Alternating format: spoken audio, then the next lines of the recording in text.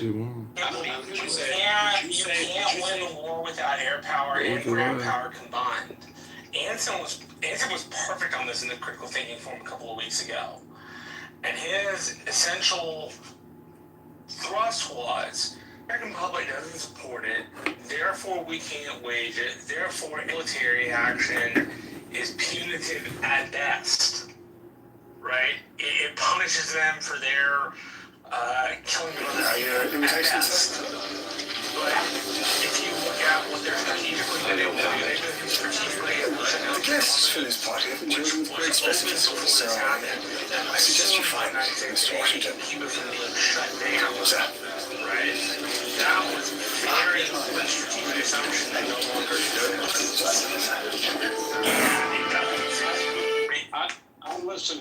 I listened to a retired general the other day talk about this exact thing. And his assessment was exactly what I was saying. You don't have to take the entire program. You can take the strategic options. You can damn full word the code. I'm straight over this side. Shut all the funding to the ground. And shut all the necessary imports to the country down. You can strategically on bridges and power stations and bring them to their knees without having to go inland. You start going inland, you spray them, yeah, you're going to suffer natural catastrophes. But why do it if it's not necessary? Because if you don't do it, they're just going to attack you. That's exactly right. They'll just attack you from the positions inland. How are they going to attack you? Drones, missiles, Truck bombs! Don't forget about those big, huge motherfucking truck bombs which aren't that hard to deploy. A lot of stuff, drones and stuff through. We shut a bridge down, which essentially crippled their ability to move that stuff into that port city. You know, there's a lot of strategic ways this can be fought. Are they going to hit us with air power? No. They can't control the skies. Are they going to move troops towards us? If you can't control the skies and you move a convoy out of Tehran towards the coast and you got F-16s and S-22s bombing them, they're going to be decimated before they ever reach the coast. So their only operation strategically, militarily, to impede us taking that is through ballistic missiles or drones. That's it. That's the only card they got to play. They can't move troops because they can't protect the troops as they move down towards the coast. They have no air cover for the troops. Did anyone ever look at Iraq when they was trying to get out of Kuwait?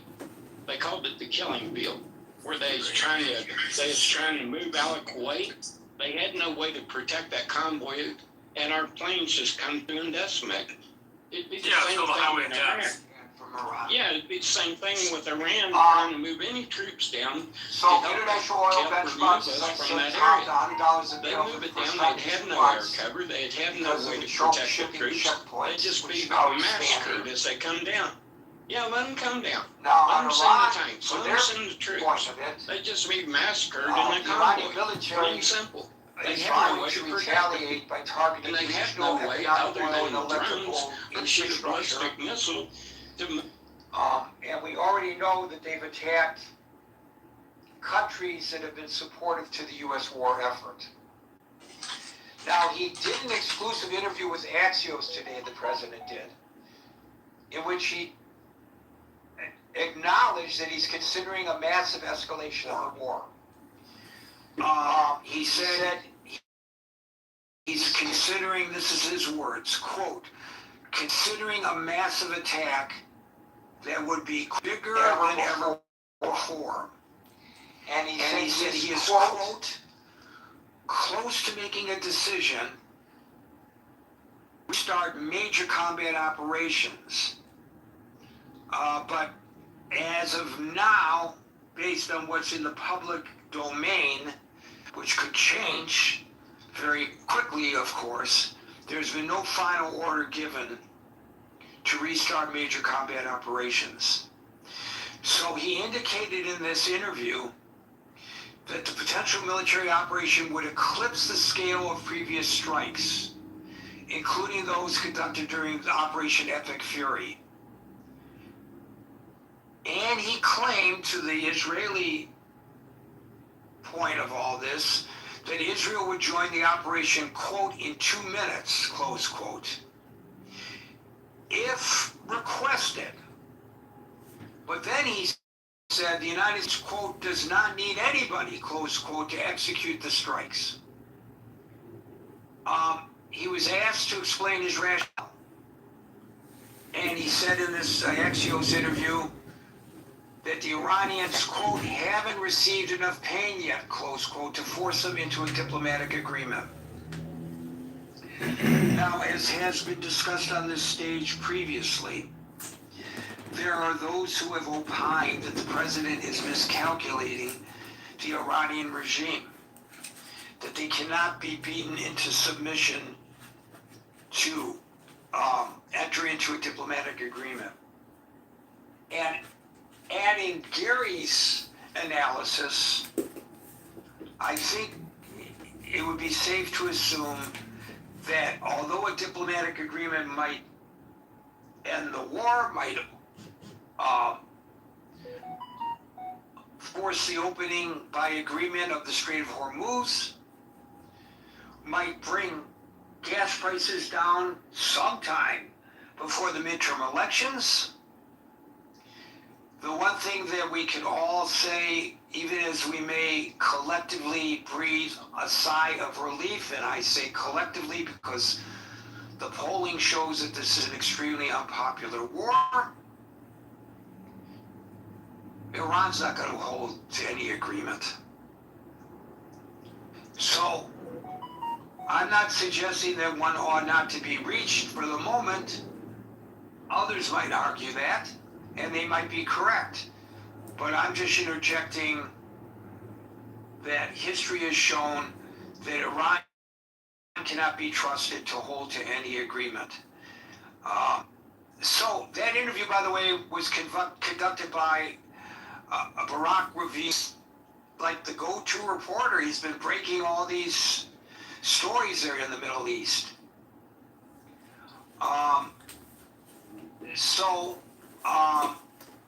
To the Israeli issue once again that I was talking about from my sources in Israel, and I mean it's public knowledge.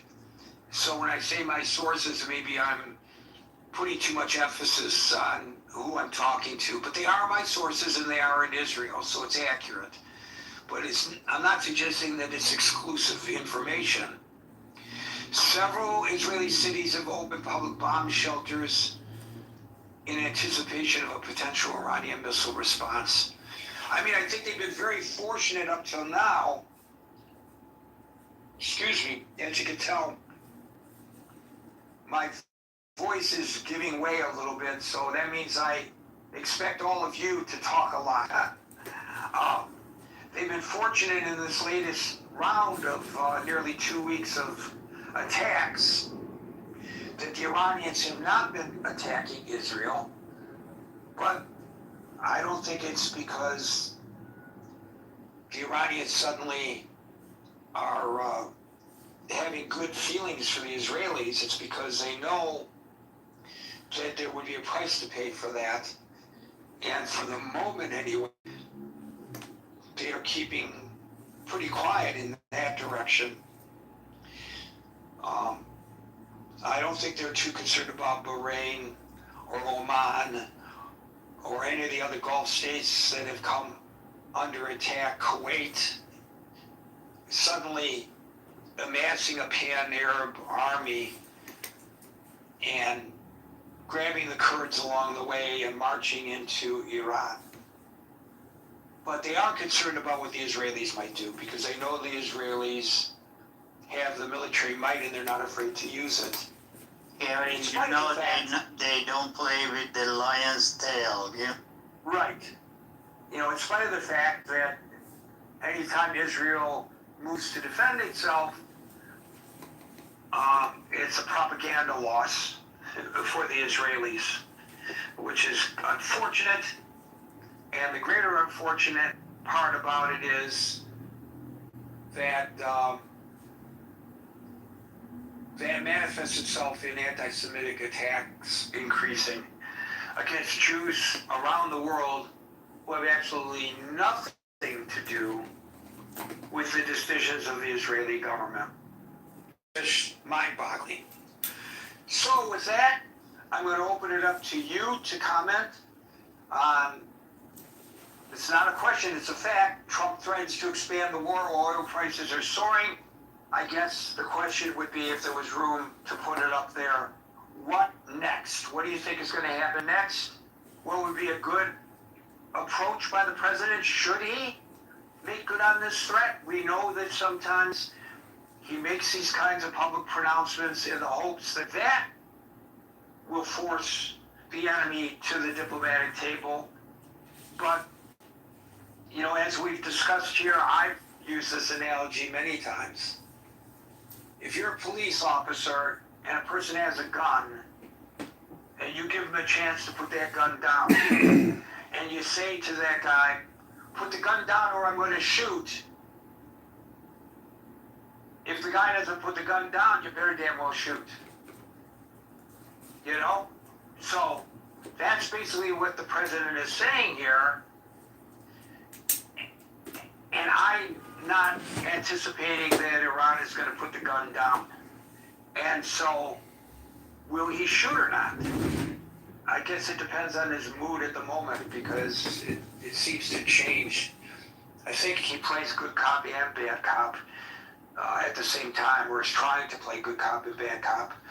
It may be a little bit too much for one person, even the great Donald J. Trump. Alan, followed by Scott. Yes, sir. Go take a nap. You ask everybody to talk long, so you go take a nap, because I'm gonna... Sorry, I didn't. What did you say? I kind of dozed off. Kidding. I know you kid a lot. Anyway, hope everybody doing good. I'm glad I see Steve on the stage, and Scott and Marshall and Agent and Brent. Hopefully everybody doing good. Everybody is safe and sound. Here my intakes is. First of all, Israel is not going to listen to the propaganda outside. It is our job. I hope what you said and that Catholic movement, I hope it spread like a firewall and take over everybody, because that's fall in our shoulder.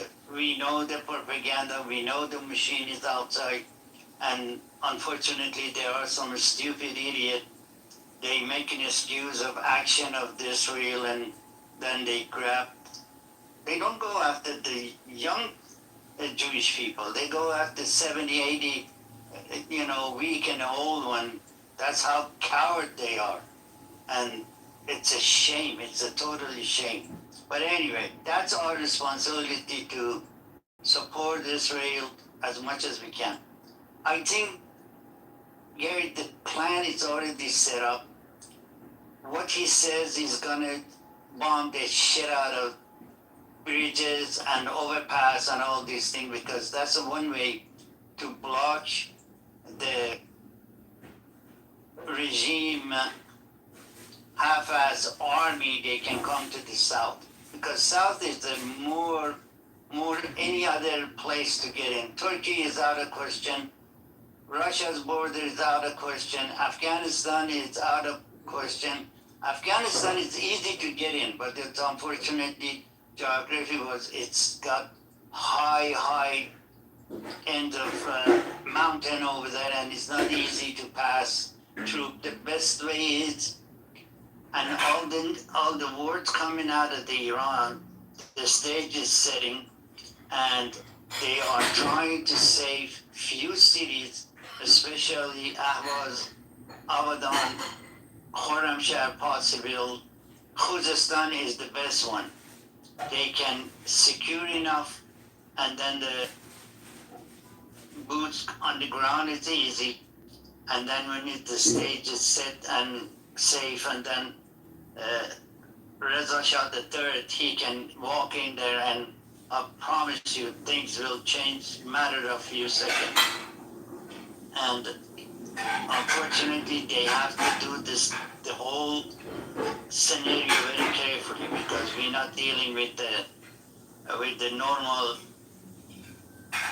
government.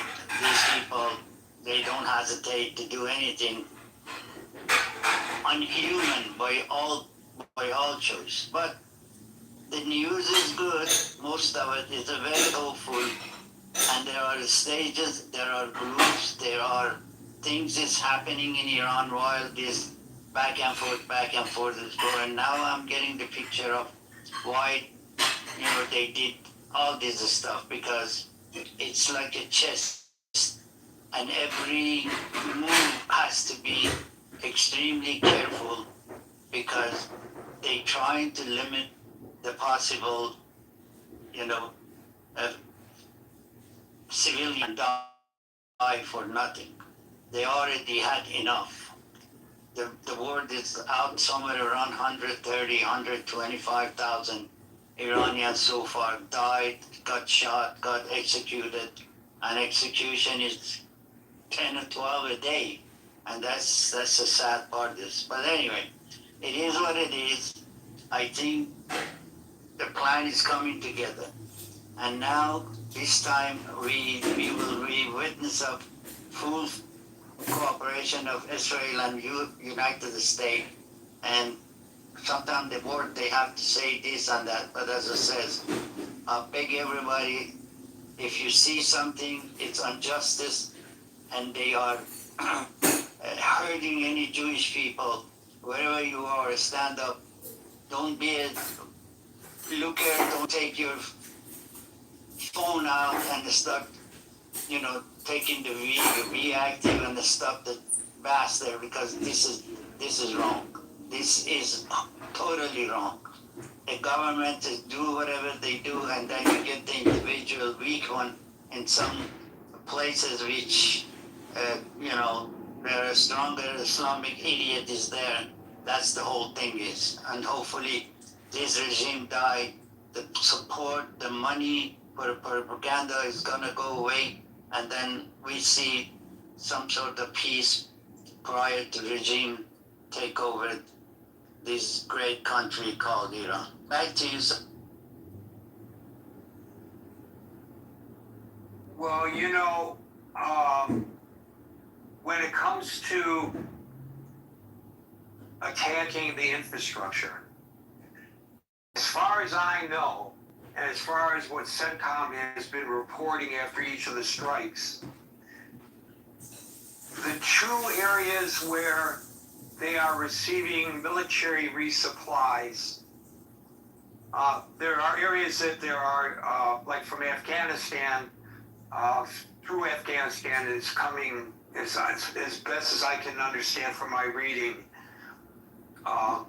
consumer type goods to help keep the economy going. But in terms of the military, resupplying the military capabilities of Iran, as far as I can tell, there are two routes that have continued unimpeded. One directly from Pakistan, which of course is very interesting. Pakistan, a nuclear country, supposedly quote-unquote ally of the United States. Remember, they harbored Osama bin Laden. Their government cannot be trusted with the information that we're going to go in and get Osama bin Laden. So we went in and we, violated the sovereignty of that country in order to get, enemy number one on the terrorist wanted list successfully. And yet they've had a role in these so-called negotiations with Iran. I don't know how you accept their largesse when they are actually part of the operation that's filling Iran with military might. I don't see them stopping that. And the other route is the rail route that comes from China.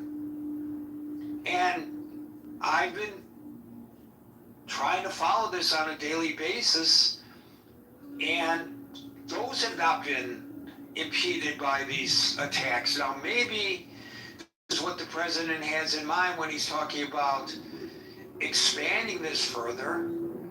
For certain, these have got to be scenarios that are played out at the Pentagon, but the ultimate decider is the President of the United States, the Commander-in-Chief. But with your obvious intimate knowledge of the situation in Iran, Alan, why do you suspect that these tactics haven't been used, breaking off the military supplies to Iran? Wouldn't that be what you want to do?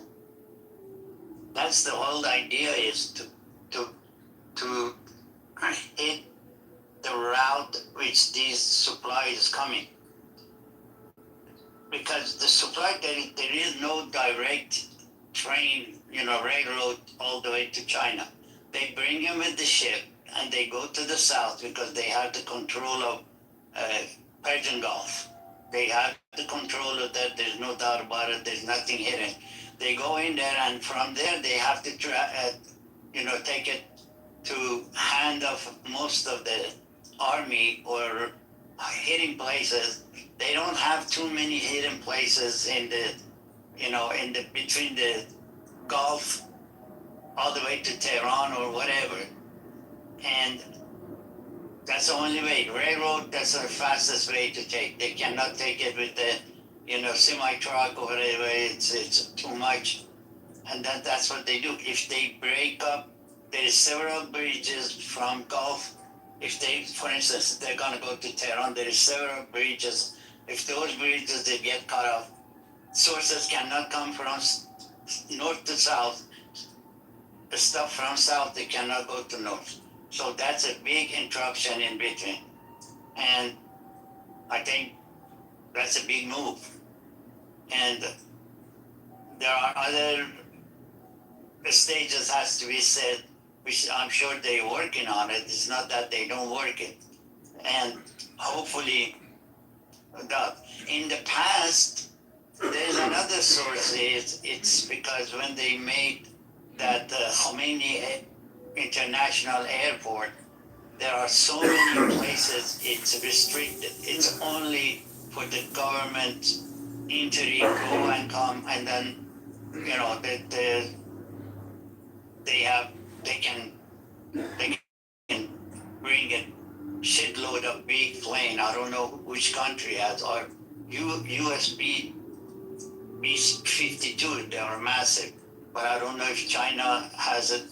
The only other things is, which these breaking of all these bridges, if Russia has a plan to bring things from there, which is easy because they can fill up the shitload of the ship and then go across the Caspian Sea and then come to the port, like a Pahlavi port in the north and a couple other ports. There's one in the city of Gorgon. They can come and then they can load the trucks and bring it to Tehran and, get it to the regime half-ass army. The army is a very weak, and they already know that. They already know they don't have no backup. The only thing it is, they are fighting for the money. Nobody is fighting to save them life. Nobody do, because Reza Shah III sending so many messages asking them join the people before it get too late, and they are ready to do it. But right now, as long as the regime has the control and regime bring, well, thanks God, they don't have enough money to bring the Palestinian. They don't have the money to bring Al Qaeda or the Houthis from Yemen, and they put them on the street and beat the hell out of the people, or force them to get the gun and then go fight for them. This regime is almost done. This regime doesn't have anything. The only thing I'm afraid as one, and everybody else should be, is this little bit of nuclear facility and nuclear power they have. If they blow up those, they're gonna infest the whole Middle East. And possibly damage some other stuff. Back to Right, I'm glad you mentioned the Caspian Sea. I did not mention it because they're indemnified from military attacks from the United States. The U.S. military is not going to attack Russian assets, bringing in military supplies via the Caspian Sea. However, I will note that there have been several occasions when Iranian Caspian Sea ports have been bombed by the Israelis. But I don't think that they've attacked the Russian ships. They have attacked the ports, but I do not believe they've attacked the ships. I think that's a line that the United States and Israel are not willing to cross, and for obvious reasons. Thank you, Alan. We'll go to Scott, followed by Marshall. Okay, so Gary, what's the question here? I mean, I'm listening to. So I listened to Salvo. I listened to Alan articulate. I mean, so we're commenting on Trump's. So Trump's threatening to wind the war. Is this a good tactic? If he doesn't, is this gonna be a positive or a negative? No, is he just bloviating? What's going on here? This is gonna be not good. I think this is. I mean, I think a couple things. What's the objective? Right? Is the objective regime change? Okay. I mean, I maybe we could do that with. I mean, that would seem to take a lot of troops. Well, he claims in the interview with Axios that the objective is to bring them to the negotiating table through force. Okay. So, and part of the negotiating table, I guess, for force would be getting the nuclear dust. Okay, we get the dust very strongly. Get the dust. Yeah. So I think we would. I mean, I guess on one level, again, we've talked about this ad nauseum in this room, right? Like I have anyway. I mean, about it's just the liberal versus liberal society in a war. Liberal democracies value life and don't like their people dying. Liberal theocratic autocracies can afford to spill a lot of blood. So at what point do you bring them to their knees, right? I mean, if you're somebody that doesn't have a concern for the lives of your people, you kill tens of thousands of them when they're unruly. And they can't vote you out. I don't know that we're just going to break their back the way Trump thinks we will. Like, I don't know. Or I think that's going to be much more difficult than he thinks it's going to be, right? I mean, so presumably getting them to the negotiating table, I don't know how long. I mean, you know what? You know, it's interesting too, just what they can do with drones, which is so different than Iraq, right? I mean, the inexpensive nature of drones and how they can be utilized in warfare. I don't know. This is not going to go well. I don't imagine that.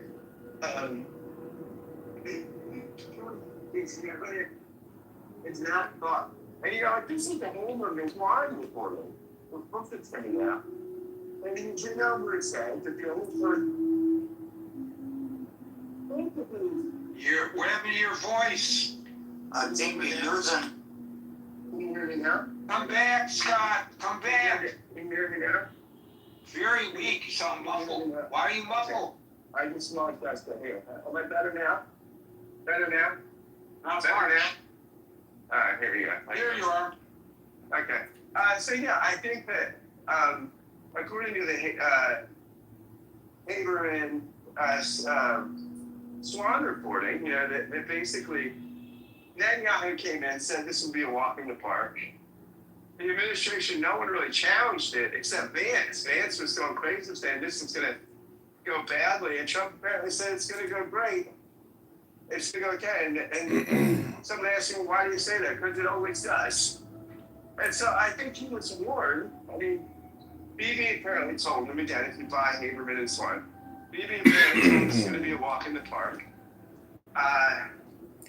Vance seemed like he thought it wouldn't be, and everybody else kind of went along to get along. And so I think, I think this is going to be messy, and I don't think we're going to get them to their knees anytime soon. I don't think this is going to go well. Yeah, so there you go. Scott, my friend, do you know why they can get it right away? What's that? I said, do you know why we can't get it right away? We can get it done real fast. No, I don't know. Well, we all should know. We're not just fighting Iran. We're fighting China. We're fighting Russia. We're fighting French. We're fighting. We was fighting the British, but thanks God they changed. Now these new prime minister or whoever it is, it's totally against the regime. And now you hear him now. There are other people we have to consider. That's it. Not gonna happen right away. So that's.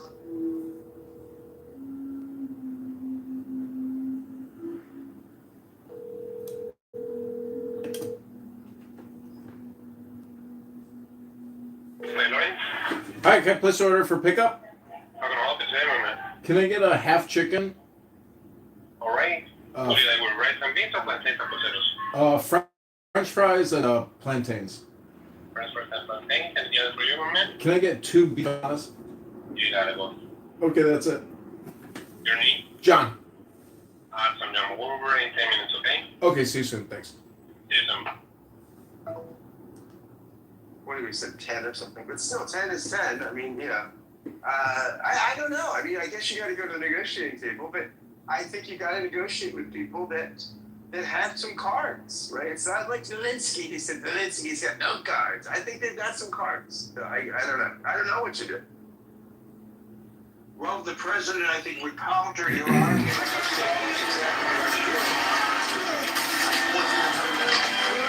He's not.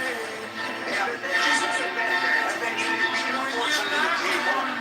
How do you trust anything that they say? Exactly. This is the same thing with it's the liberal economy.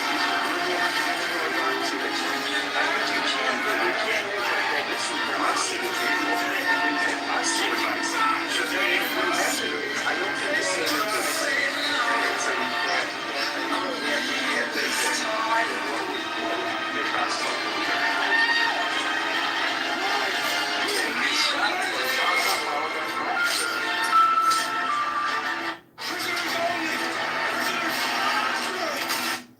Marshall. Hey, Gary. Brett, followed by Steve. Can you hear me? Yes, now we can. Okay. Sorry, I was in a rainstorm. Getting out of it. All right. He's out of the rainstorm, ladies and gentlemen. I don't know whether he'll escalate the war or not. It doesn't seem like there's much for us to do. I wish Anson were here to give his advice, but he's given his advice pretty much ad nauseum, which is, if you don't have the public support and you're not willing to fight and win a war, you probably shouldn't do it in the first place. That's my mind. Are you in the middle of the tropical storm there, Marshall? Yes, I am. I'm on the outskirts of it. Well, stay safe and, don't drive through any water. I can do that. Thank you. Brett, followed by Steve. So I think we need to start out by at least correcting some of your opening. There was an agreement that the Iranians were, or at least large consensus, were maintaining. It was called the JCPOA. And they were allowing inspections. They were at least per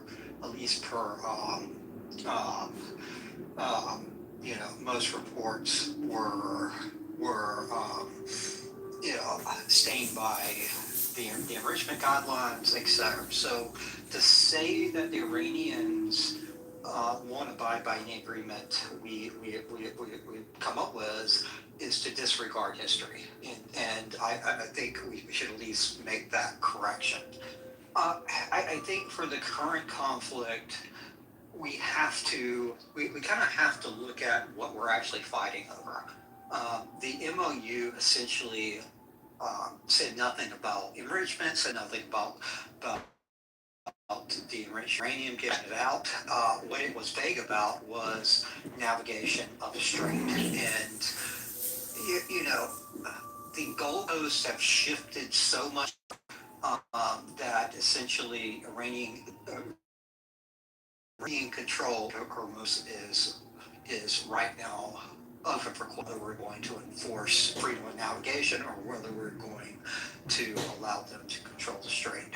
It's a rather sad state for strategic of the U.S.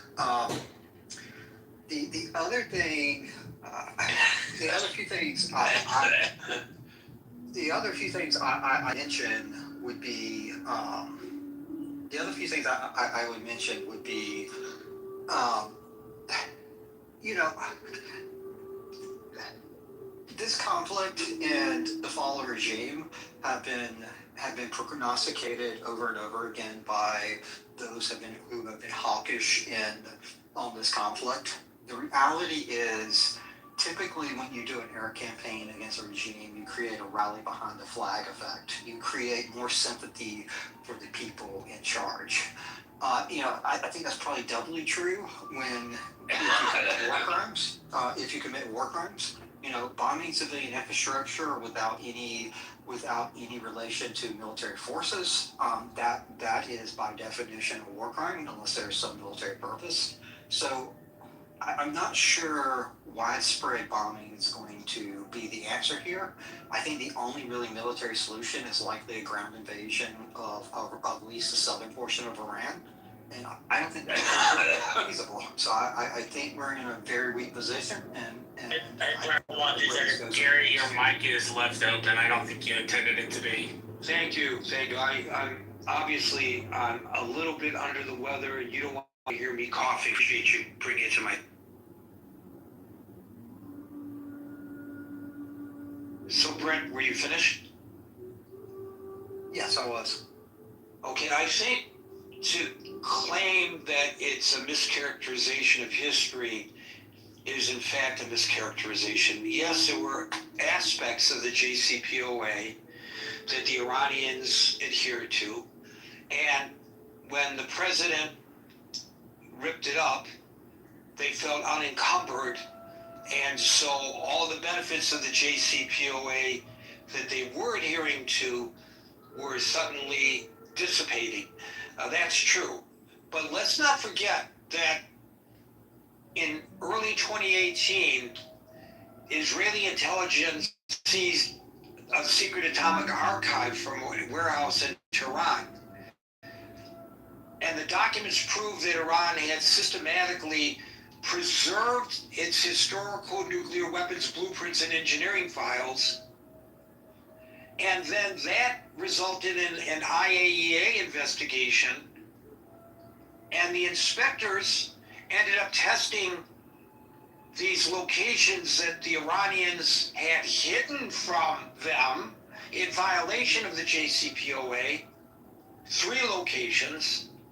And at those 3 locations, the IAEA discovered man-made uranium particles and then concluded that Iran had failed to declare the nuclear material and activities, which was a direct violation of the non-proliferation safeguards of the JCPOA. So there were structural omissions, there were lies, there was obfuscating, and I stand by my comment that they cannot be trusted to adhere to an agreement. Now, we may be better off with an agreement, and arguably the world was better off during that period of the JCPOA, but to say that they abided by the agreement, no, they didn't. Yes, there were some aspects that they abided by, but that doesn't mean that they followed through on the agreement in total. And so I would like to defend my observation based on actual historic facts, Brent. So just a quick response. If they were so out of violation of the agreement that it was showable, why did the United States do the process written out in the JCPOA to bring those violations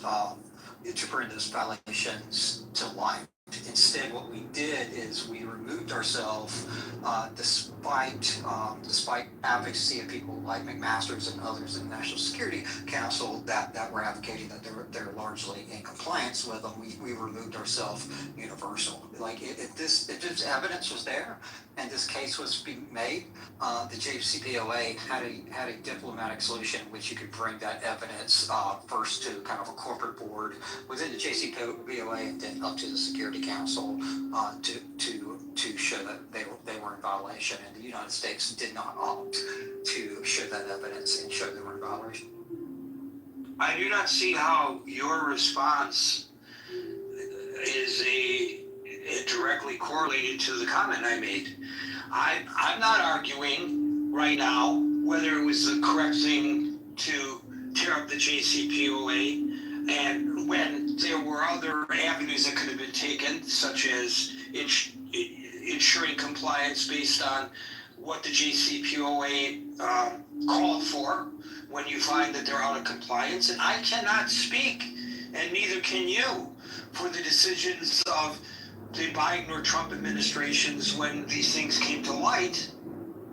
But I think it's irrefutable that regardless of whether the response was the proper or the best to the situation, they violated the JCPOA. You can't say that they didn't. I can, because what I'm saying is the Trump administration had an opportunity within the JCPOA framework to bring up any disputes like this, and they did not. What they did is... So you're denying the facts as I presented them? I presented false information? I'm not denying the facts. I'm just pointing out... The facts that I presented are that the Iranians violated the JCPOA. I'm just pointing out the obvious fact and the historical fact of the way that the Trump administration withdrew, even though there were structures within the JCPOA to essentially put Iran into non-compliance with the JCPOA, which they did not use because, frankly, I don't think the facts you stated are a slam dunk as you think they are. But that's... Well, they are slam dunk because it's true what I just said. And so you can argue, and it's a fair argument to make, that the response of the Trump administration was the inappropriate response, especially when there was a resolution process that was built into the agreement. That's not what I said. I didn't even address that. I just said that they're in compliance, and they've never been in compliance. And then you argue something that's related, but it's not directly responsive to the point that I made, and you say, aha, I proved your response inaccurate, while telling me that what I said was accurate. It's really interesting how you did that, Brent. Very interesting. It was accurate, but then again, it wasn't. That's exactly what you said. Steve, followed by Agent. Well, to kind of dovetail into that conversation, Gary, I think with any person, nation, or any group, the first thing you have to assess is what is their belief system and what is the motivation behind it. Now, when it comes to Iran, I think we have a pretty clear track record of what their motivation is. The destabilization of Lebanon and of Syria, the support for the Houthis in Yemen, and the continual perpetuation of chaos within the Middle East. And to think that someone that has this, and the belief system comes down to the 12th Ahmadi belief system within the Shiite religion, the belief and the motivation of people that constantly show you who they are and what they're willing to do should be informative as to how you can approach someone when dealing with them in a negotiation. And to pretend that for the last 40 years that we haven't tried to engage these people with reasonable offers to kind of mitigate this and try and tamp this down is asinine. There's been Republican, there's been Democratic presidents that's tried to wrestle with this problem to the point And the further, as far as motivation, not only was they systematically improving their centrifuge technology for enrichment, as simultaneously they was working on advancing their ballistic missile capability. What was that one military base in the Indian Ocean? They almost hit us with a ballistic missile. It's like 2,000 or 3,000 miles. So we see a country that systematically cheats on negotiation. We see a country that is engaged in systematic destabilization of a region that's critically important to the world economy. If anyone wants to do a quick AI search and pose this question, what would occur to the Middle East and vis-a-vis the world economy if the Iranians would obtain a nuclear weapon and use them in the Middle East? And people say, well, nuclear weapons are a deterrent. Oh, really?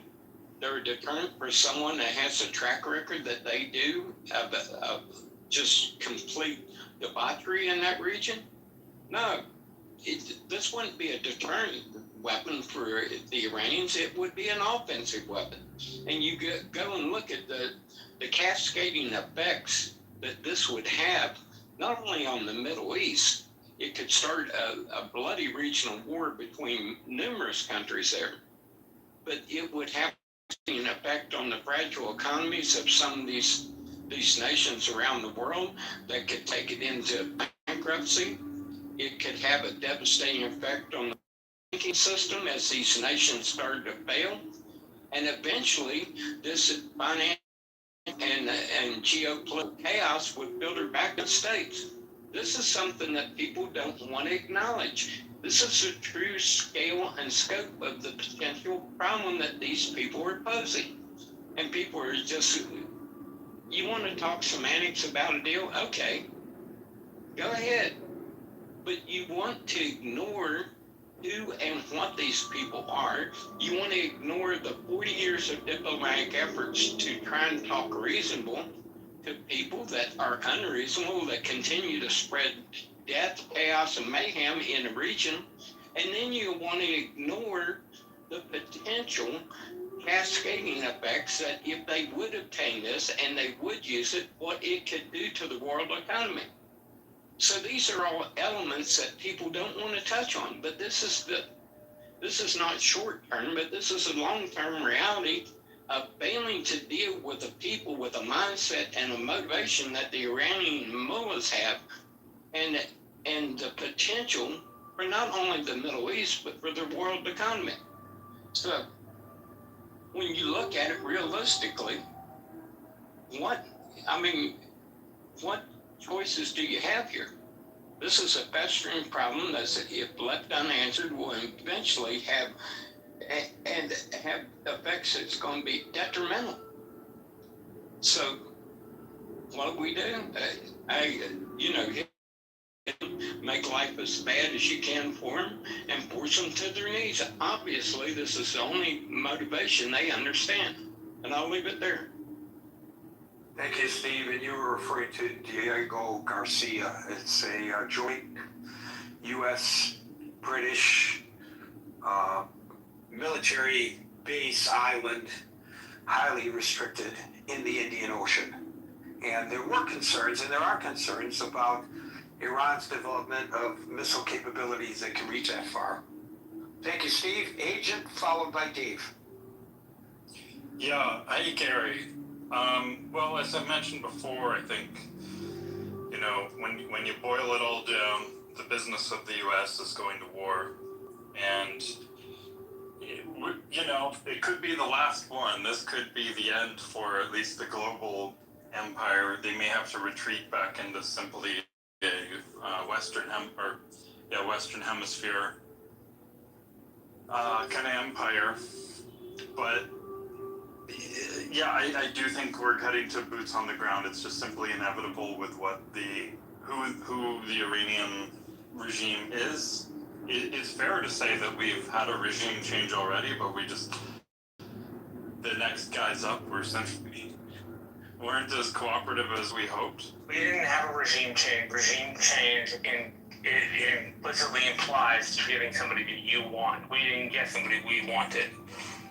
Right. I think we got someone worse, and these are the real hardliners. And now, you know, I don't see this really. I mean, there is just capitulating and throwing up, going back and letting Israel try to sort this out for the next however long. But that's just going to kick the can down the road, because as things get crazy, the U.S. will just be drawn back into it. So I don't know. It's not good. This is going to go on for a while until, I think until Iran is completely neutralized in the sense of interfering with the rest of the world's economy.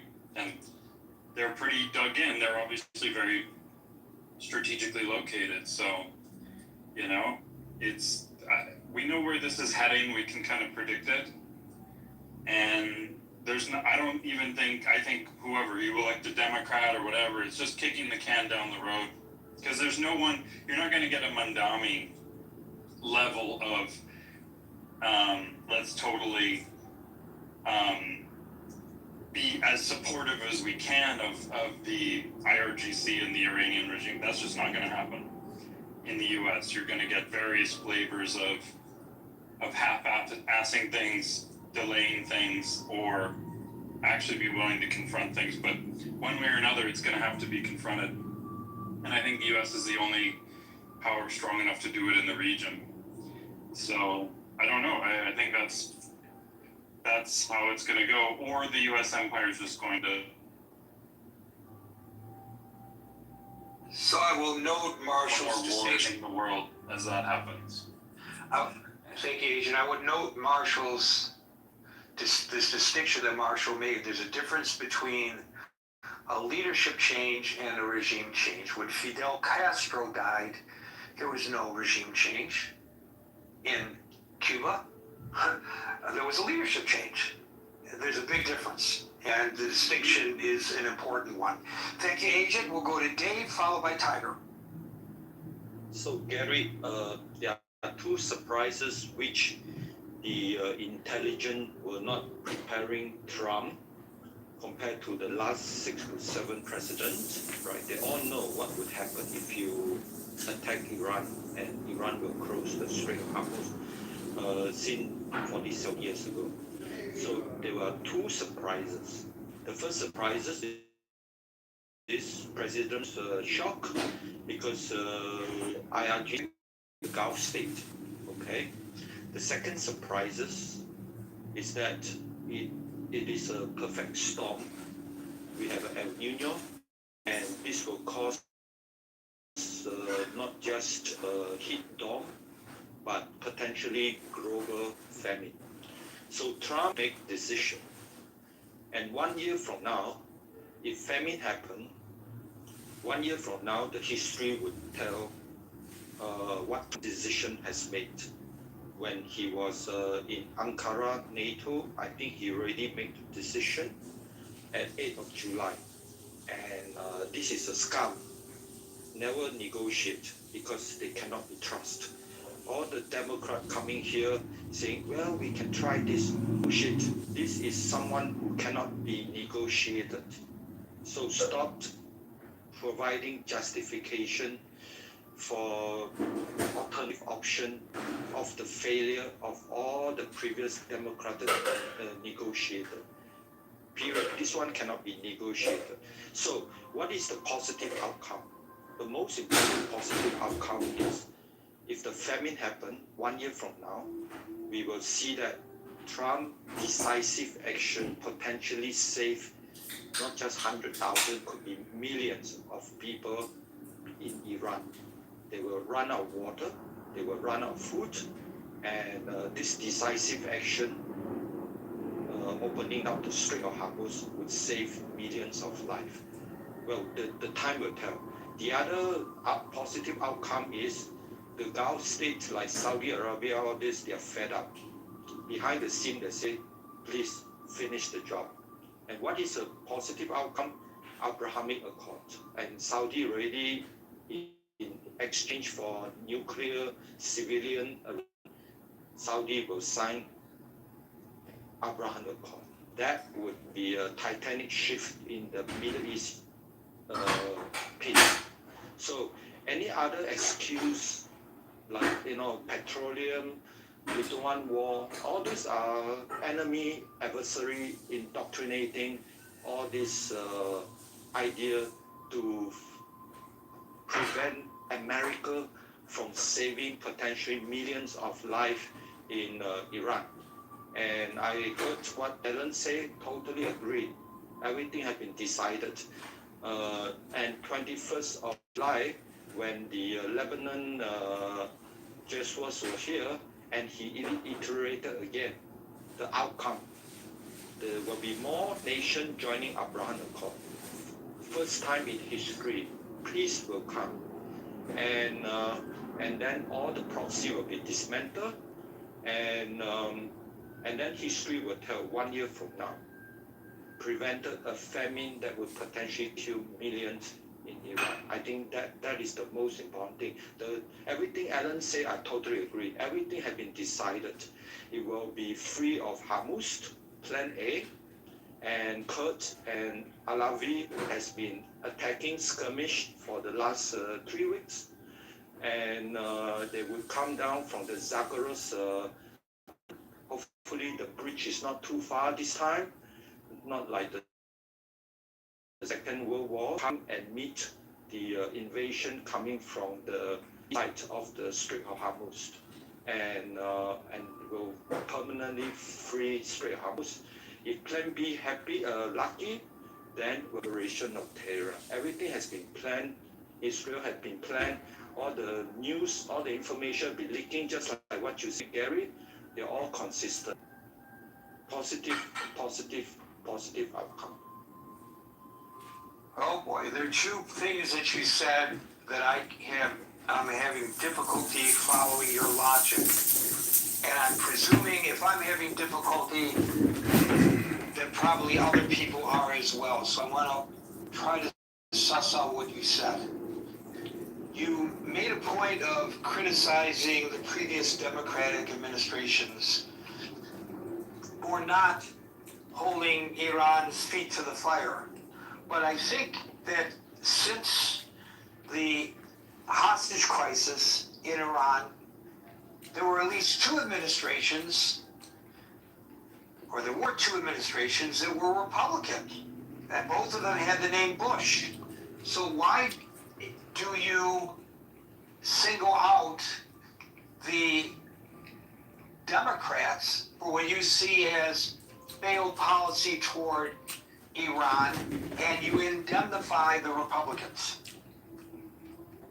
I think basically Trump has the biggest ball to take the risk.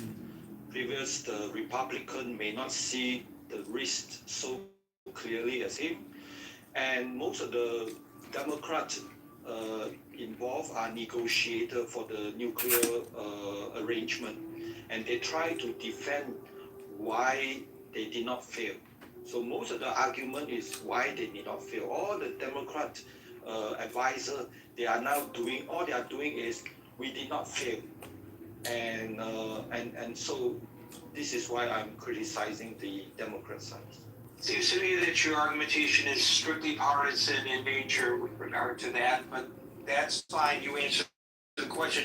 The other thing that I find interesting is you said, this president is going to prove his worth because he's going to force the reopening of the Strait of Hormuz. But wasn't it his actions that resulted in the closing of the Strait of Hormuz? Seems to me that you're suggesting that if I'm a volunteer firefighter and I set my neighbor's house on fire and then I respond to the alarm and put that fire out to save my neighbors, I'm a hero. I'm not the perpetrator, I'm the hero. How can you credit the president for resolving a crisis that he created? there are 50,000, as he claimed, died during the January uprising, and you have to decide whether you intervene or not to prevent 50,000, like what Alan said, probably have gone up to 130,000, but the official number came from Trump is 52,000. And it's not just US. Both Then where are you pulling 100 and some odd thousand as your guesstimate? It's Alan, the one who said that. But official number from Trump is 52,000. So February 28, Israel and US decided to intervene, and it's in response to knowing that this regime, they would not hesitate to double, triple, quadruple the number of people died. But is that answering my question? I didn't ask you about the people who died and whether there ought to have been a response. I'm asking you a question based on something that you said. You said the president's going to get that Strait of Hormuz reopened, and he'll get the credit for reopening the Strait of Hormuz.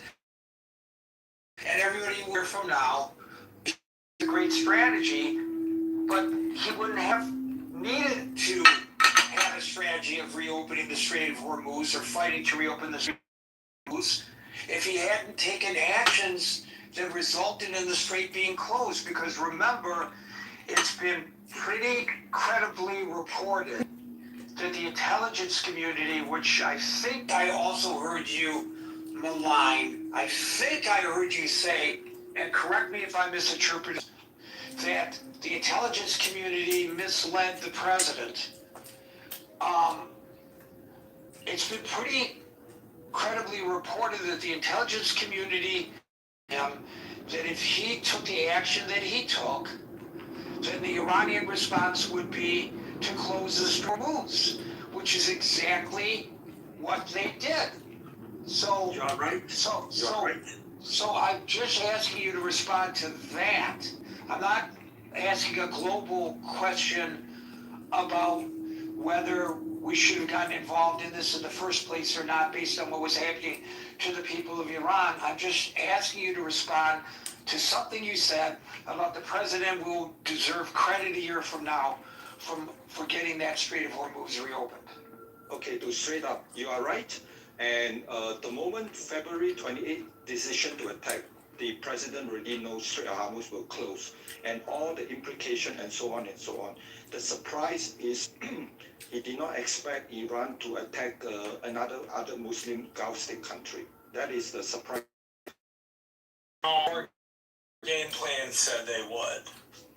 Through the United States War College and the United States Army War College, they both said they would. President Trump publicly expressed. President Trump can publicly express surprise all he wants. They told him that because they've war gamed this for the last 40 years. In order to win, we had to assume 75% of Iran's equipment simply didn't work. Isn't Marshall just like the biggest little like obnoxious bitch in his communication style? So to move on to the second point, and Yeah, exactly, just ignore his ass. It is El Nino. Nobody expect to come in the middle of this crisis, and many experts already know. Beside heat dome, we are talking about famine. So if famine really happened very badly, and the people can calculate how many people in Iran will suffer, then 1 year from now, the decisive action which President Trump may take in coming days to weeks would just save millions of lives. Wow. Okay, again, creating a problem, and I'm not saying that the action shouldn't have been taken. Creating a problem, and then coming in and resolving the problem that you created. Shut up, Marshall! I can do that all day. That's what Gary does all day. And I could break some equipment that's essential to our job, and everybody's going, what's happened to the equipment? Oh my God, we need this. And because I broke it, I know where the repair needs to be made. So I go there and I make the repair, and then suddenly, hey, Gary's the hero. he fixed the problem, but he created the problem. And I think that's pretty consistent in your argumentation, Dave. Last try. The problem had been created 47 years ago when French led us. No, it hadn't. Prior to Trump starting the war, the strait was navigable, meaning oil ships could go through it with no disruption. After Trump started the fight, oil ships could not go through it without disruption. There's before and there's after, and there's nothing in between. And you need to account for that because you're not. The question is, if Trump don't go in February 28th, 1 year later, Iran has all the point. Right. We've heard It's not the point. Stick to the point. Every 10 years for the last 30 years.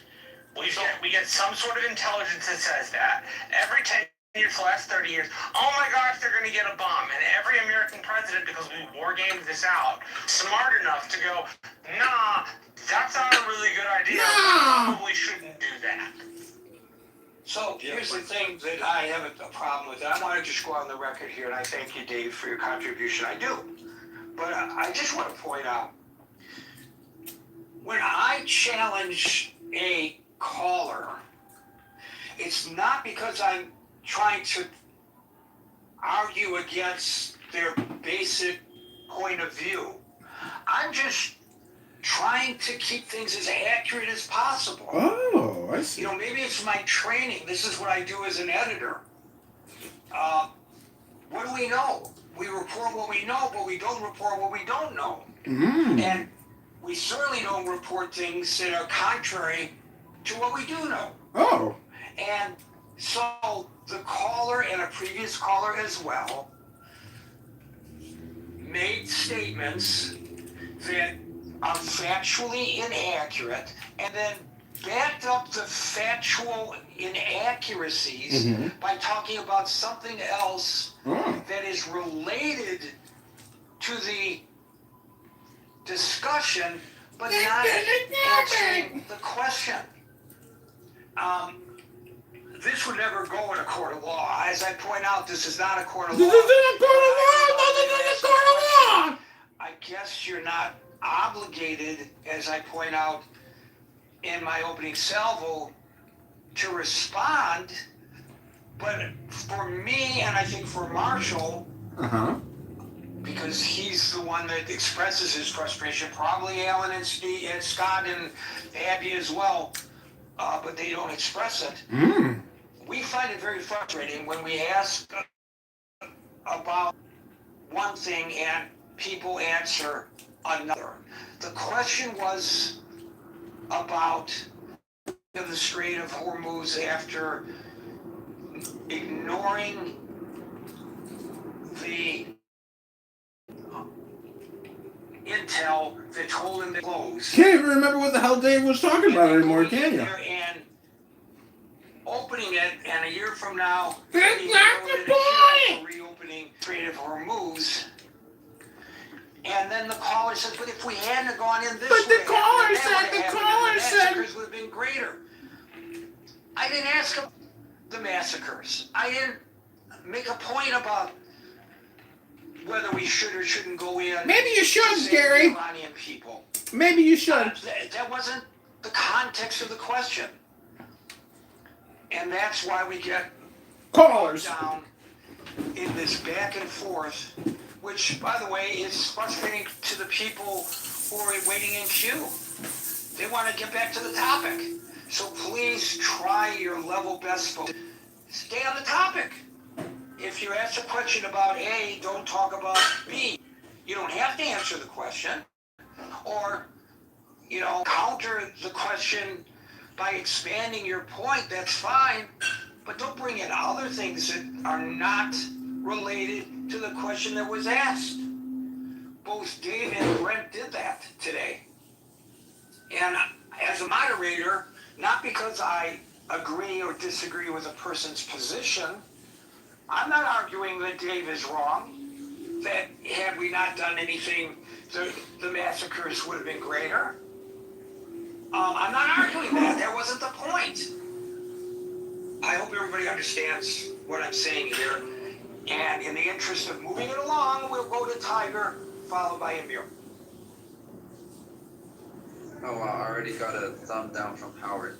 Anyway, so if we look at the positions of the both sides of this war, where's the biggest gulf in their negotiation process? No pun intended.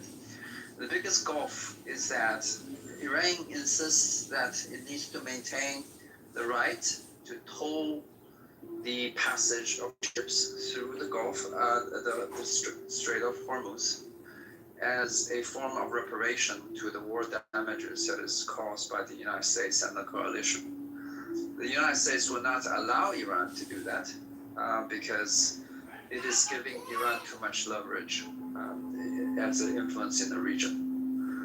With that said, right, let's consider what are the options on the table. Does the United States actually have an option to go into a full-scale war against Iran? And my answer at this moment is no. So first of all, if we look at some evidence, in China we have somebody that's been tracking U.S. troop movement in the region, and the current deployment level in the region is about 10K U.S. troops, mostly on the west side of the theater, closer to Israel, in Syria, I think. Which is far less than what is required for any landing operation in Iran. The estimated required number of troops for that would be somewhere around 100K.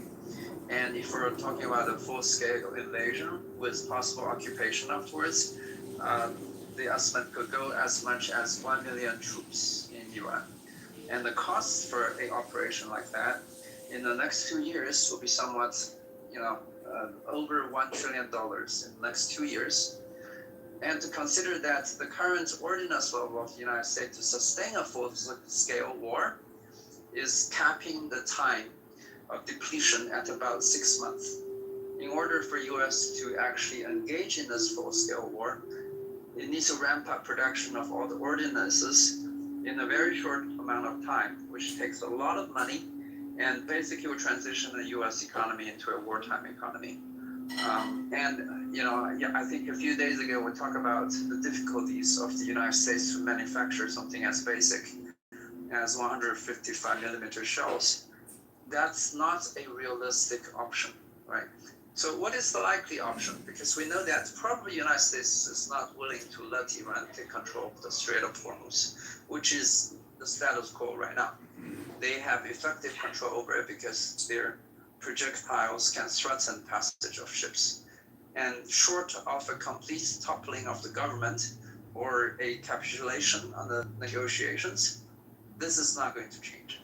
So the only middle option that the United States have is, as the title suggests, to expand the war by striking more of the infrastructure and hoping that that is enough to bring Iran onto the negotiation table in a position of weakness so they will accept the United States terms. What are the likely targets that the United States can strike on the Iran territory right now? The biggest port that Iran has is the port of Abbas.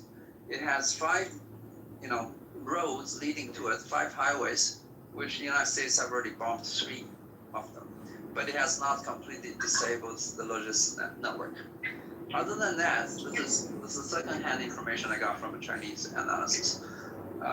About 80 or 90% of Iranian power generation relies on natural gas, which are mostly, harvested from the Karg Island or actually sorted in the Karg Island and transported to all the stations across the territory of Iran through this pipeline, going from Karg Island northward into Isfahan and so on. If the United States bombed this pipeline, it would disable about 80% of Iranian power generation, which is going to be a difficult thing for Iran.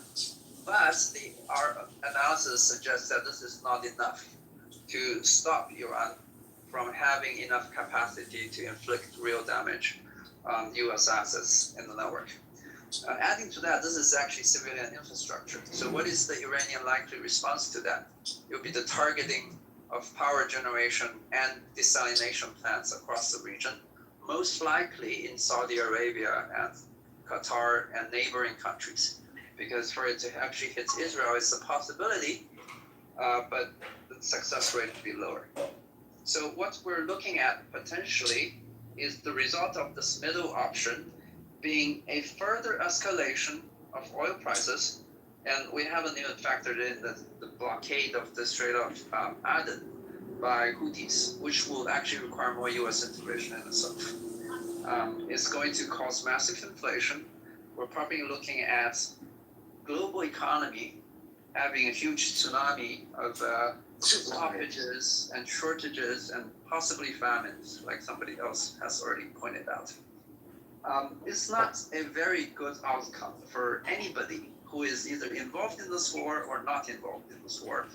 And if we examine the likely outcome, it actually does not give the United States a say in forcing Iran to not control the Strait of Hormuz. So, Gary, while I understand, right, people like the people or Iranians who want to have a different regime have a very, very strong interest in trying to get the United States into this option of probably even full-scale war, to everybody else, this is likely to be a losing option. So I really hope your propaganda does not succeed in the United States. Thank you. Well, you're doing great till the end. You had to bring in the and propaganda. Don't do it again, Tiger, because we're not allowing for that. Exactly. Exactly. This is the kind of rhetoric that puts Jewish people in danger, because the rhetoric is telling people that all the problems of the current situation are the fault of the Jews. Do not do it again, or you will be disallowed. That was disgusting. Gotcha. How can a person say somebody is benefiting out of this if the United States and Israel stay back? What kind of benefit they get? Just milking Iranian blood for nothing? What is this guy is talking about? But it is open, it's a free country. He has title to his opinion, but he can act his opinion, and you know where he can. Yeah, I just don't allow that kind of discourse here. He had a great analysis of the situation, pretty intellectual, very well spoken, and then he has to throw that nonsense in. And I'm going to call it out anytime I hear it, here or elsewhere, like I had to do on Facebook just before I came in here today, because I was complaining about anti-Semitic attacks in New York, and people came back at me about genocide. That's exactly the point. The people saying what they claim to be genocide, and they have the right to that opinion.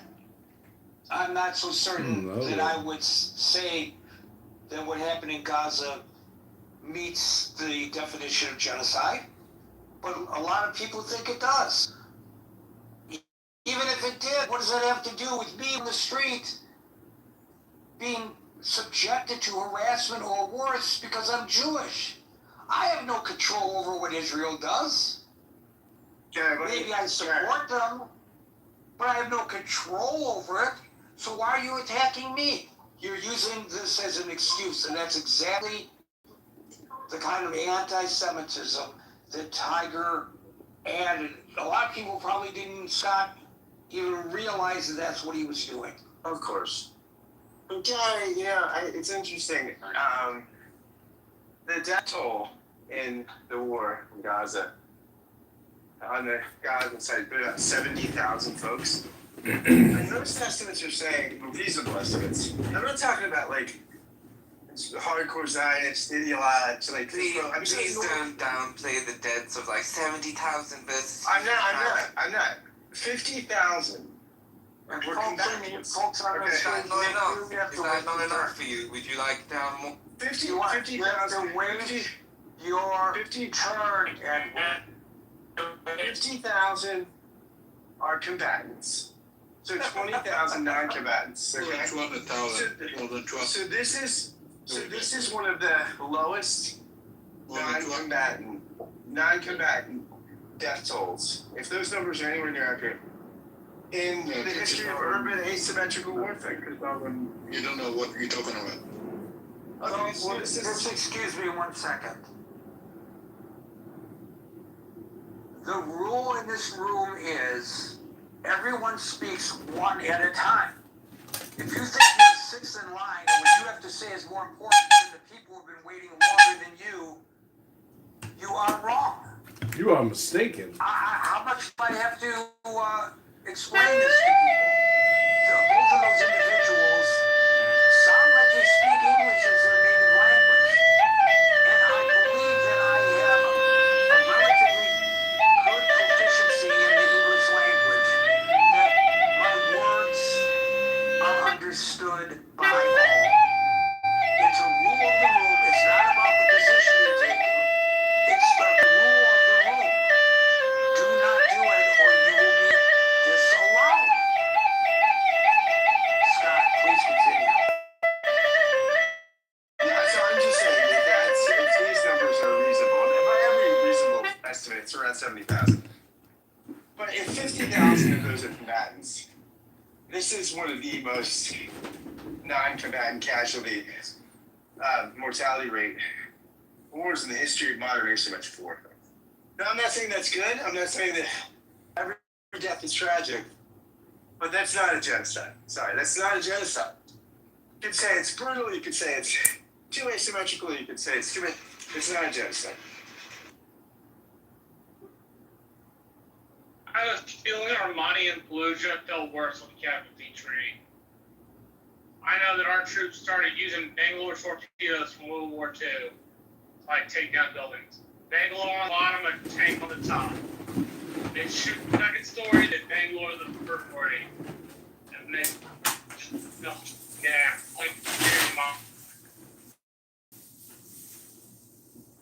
You're underwater a little bit there.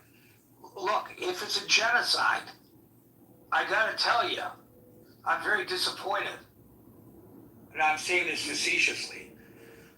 Who genocides a population by distributing polio vaccines? Why would you do that if you're prosecuting a genocide? Who genocides a population by telling them, get out, we're about to attack? Believe me, if I wanted to kill off the Palestinians, I certainly wouldn't do that. I would just go in there and kill them off. Who does that? This is a blood libel, and it's not the topic of the room, but we've gone off track a little bit here, so I'll just say that I can list dozens of actual genocides.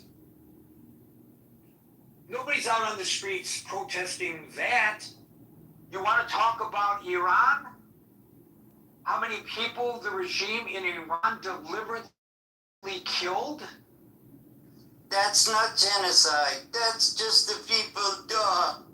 Right. Who's protesting that? No one. Well, why? Yeah, I know why. They're not Jewish. Only Jews should be allowed to do genocide, Gary. That's right, only Jews can commit genocide. We're only... Okay, Amir followed by Legend. I think he might have been saying that facetiously, though. I'm not so sure I think fantastic. I may be wrong. Legend. Hi there, guys. I have a quick question. You'll have your turn. Get it?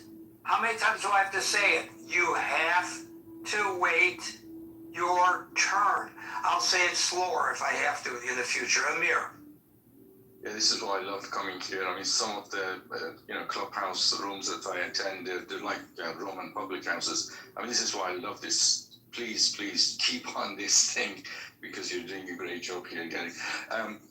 just a couple of points. First of all, just to put things in perspective, what Israel, I mean, okay, it's a cliche to say every single person dies is really bad, which it is, it's terrible. But just to put things in perspective, what the number of people that have been killed in Gaza over 2 years, Islamic Republic managed to do it over 2 days. So let's just put things in perspective. If you want to complain about things, just do it in a more consistent way. I'm talking about, you know, the people who are keep giving this thing about this narrative about Israel, but they tend to ignore all the countries that do, you know, whether it's... Did they warn them before they killed them, Amir? Well, absolutely not. Absolutely not. These guys were just protesting. They just came out just to beg the very basics in life, you know, the very basic human rights. And they were gunned down with machine gun. And so where is this, you know, this massive left propaganda? Where the fuck are they when that happens in Iran? So and by the way, the populace of Israel is evenly divided over the current leadership. And people come out on the streets by the thousands, the tens of thousands, sometimes the hundreds of thousands to protest. And on almost a daily basis, there are ultra-Orthodox Jews tying up traffic because of massive demonstrations, because the law has changed that they are subjected to conscription, just like the non-ultra-Orthodox Jews. They don't like it. And some people who have been imprisoned for failing to report when drafted. Just yesterday or the day before, they stormed the prison to try to free them. How many of them were shot and killed doing it? Do you know? No. Zero. None. Zero. Absolutely. Anyway, please continue, Amir. So, on the topic then, I actually think the conflict will expand. No agreement is really on the horizon, Gary, until serious damage is done. That's how it seems to be. Serious damage to Iran's infrastructure, you know, as unfortunate as it is. But that seems to be the pattern now. And I think, I mean, don't forget that the last sort of agreement or MOU that was signed, it was Iran who actually nullified it by hitting a ship. And they just basically, they tried to sort of justify that the ship shouldn't have gone that way, it should have gone this way. That was not part of the agreement. So Iran doesn't want an agreement, and that MOU was never going to last. And the thing is going to expand. There's no doubt about it. But the point here is, Gary, that Iran is actually delusional. And I say this because it actually thinks that it can defeat a superpower. You know, I mean, it's a basic rule. You cannot defeat a superpower. Just as Ukraine cannot defeat Russia, you know, you cannot defeat China, for example. Ukraine can do serious damage to Moscow, but it knows what will happen. It knows how Moscow will up the ante. It could even use tactical on it. You know, if it goes too far, if it starts hitting Moscow and kills thousands of people, that's what's going to happen. And this is exactly the same scenario here. If you hit a ship, we hit a bridge. You hit another ship, we hit a power station, power plant. And we just keep upping the ante. That's the nature. I mean, effectively, this is, to some extent, it is Harry Truman doctrine, isn't it? Surrender, then we'll support you. And I think that's what we're saying here. And this is going to continue. And in terms of, you know, let's refer to it as, you know, initially people saw this a walk in the park. Well, okay, I mean, let's say the initial miscalculation was a complete fuck up. I mean, let's say that. But listen, you cannot, Scott, this thing here, we are where we are. This cannot be shall we say, unfuckable, you know? This is not unfuckable now. This is like getting a fish out of a fish soup. You're down the road now. The can of worms is open. You got to deal with it. Forget about, you know, the initial condition, how it was. It is the way that it's panned out that needs to be dealt with. And one of the major flaws in Tiger's argument is that it doesn't really consider the consequences of Iran becoming a regional superpower. Iran becomes a regional superpower. You can forget about your petrodollar. And you know what that will do to the economy in the US? Because if that goes, if the vacuum is filled by China, then if the Saudis and the 6 Gulf countries cannot, you know, will be forced not to sell and get dollars for their oil, just like what in Libya, what was the guy's name, was trying to do. Gaddafi. He was trying to do that. He was trying to move away from that, and we all know what happened to him.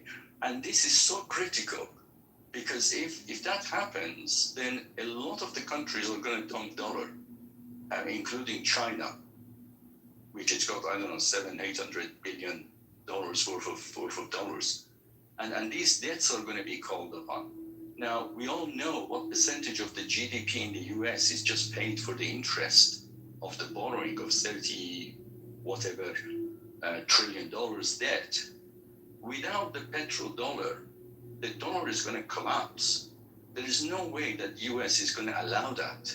So forget about this idea that Iran could become a regional superpower, because the consequences of that are unimaginable in terms of just the economy for the US. And I'm not just scaremongering here. I mean, you can just ask the experts on this. What would happen if the petrodollar was compromised? So one other thing that I just like to make, and that is, that's what you made a comment about this, Gary. I don't know really why anybody would think that Trump didn't know about the blocking of the Strait of Hormuz. I mean, Iran has been talking about that for decades, officially threatening to do this. So this was the first obvious thing that they would do. And I mean, just imagine, just laying mines to close the strait is not at all difficult. You can use simple vessels like a fishing boat to lay mines, and they had already threatened it. So I can't accept that Trump did not know that that was going to happen. How he's going to deal with it is what we're going to have to see. But I am betting you he will up the ante every time. This is Truman's doctrine, and it will continue. And I just hope it doesn't get to what Harry Truman had to do. I just hope that it doesn't get there, and I'll leave it there. Thank you. Thank you, Amir. Amir, I'm going to organize a protest.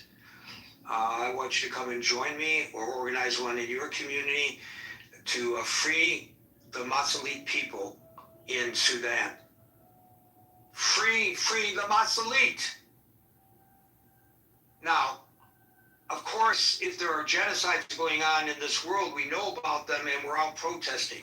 So I don't need to tell people what's happening to the Masalit people in the Darfur region of Sudan. I'm sure everybody knows about this, where there's widespread massacres, there are mass graves, systematic sexual violence, documented.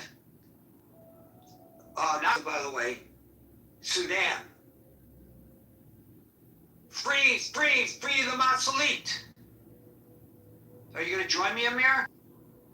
I'm sure we could get hundreds of thousands of people on the college campuses to come out and march for those people who are being massacred in a real genocide in Sudan. I'm sure we could do it, Amir. I'm sure there's an appetite to do that. I'm telling you, if you can get Mamdani on board. Yeah. Of all people, right? Mamdani, why aren't you fighting for the people of Sudan? Legend, followed by Philip.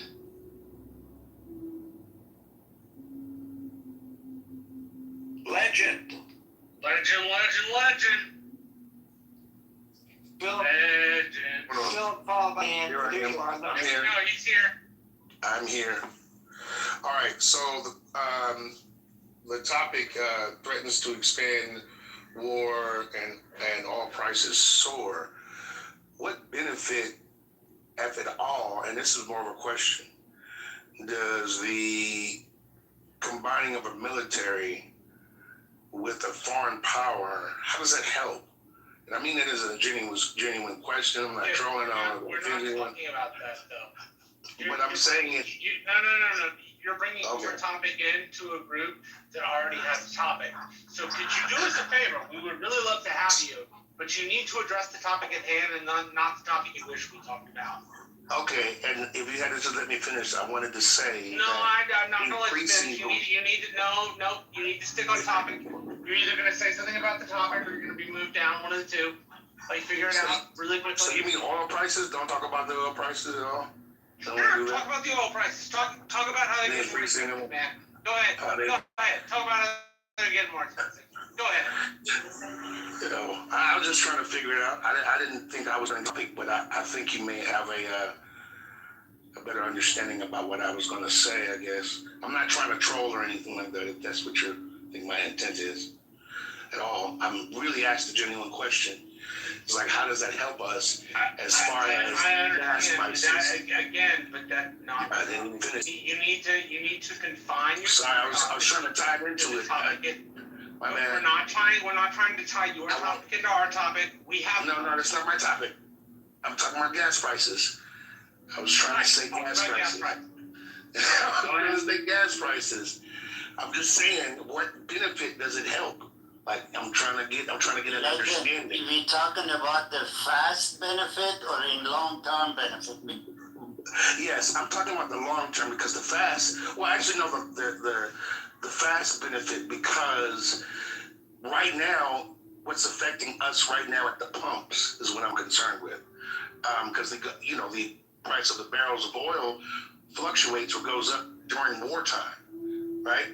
And then we have to rely on, I don't think we ever even touch our reserves yet. Not that I understand that we do. If we're not, I don't think we haven't touched our reserves. We're just really relying on the export. We've touched our reserves. We've depleted them to like 60% of what they are. See, that's ridiculous.